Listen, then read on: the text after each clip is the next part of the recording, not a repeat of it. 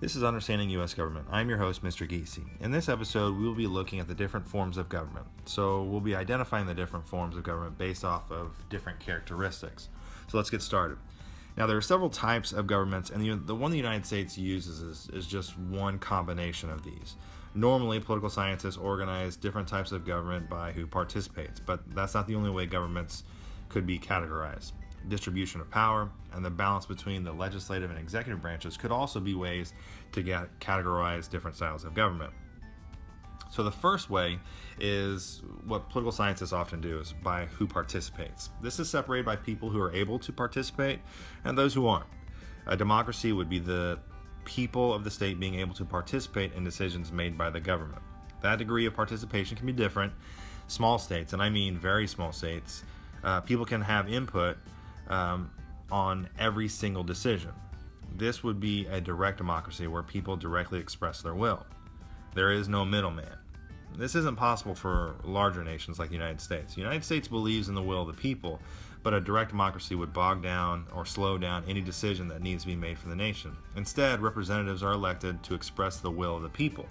They make the decisions on behalf of the people. This is referred to as an indirect democracy or a representative democracy, or you could possibly call it a republic.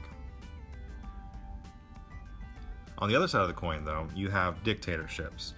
In either a single dictator, in an autocracy, or multiple in an oligarchy, people are not allowed to participate in the government.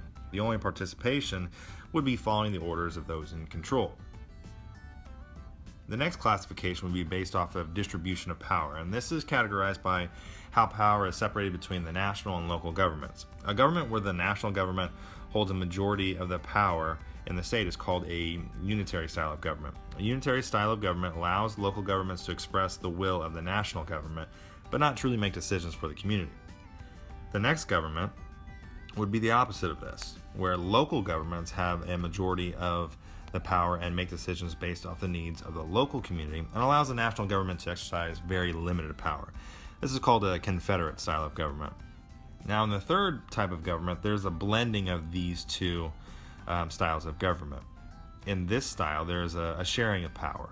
The national government has some powers to exercise on behalf of the national level, and local governments have some powers to exercise on behalf of the local communities.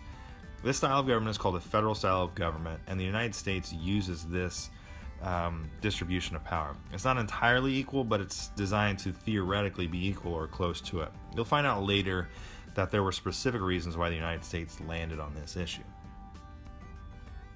The third classification is going to be based off the balance of power between the legislative and executive branches. These categories are established by how these branches interact with each other. In a presidential government, the two branches work independently of each other.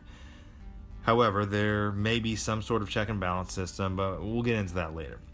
People elect members of the legislative branch and a member of the executive branch in separate elections. All in all, these two branches are separated. However, in a parliamentary style of government, the executive branch is elected by members within the legislative branch. So what that looks like is people elect members of parliament, or the legislative branch in this case, and these elected officials then appoint or elect members of the executive branch. There are both positives and negatives to all of these, and you'll get a chance to take a closer look at those later. But at this point, could you go through each three of those different sorts of classifications and figure out what the United States uses?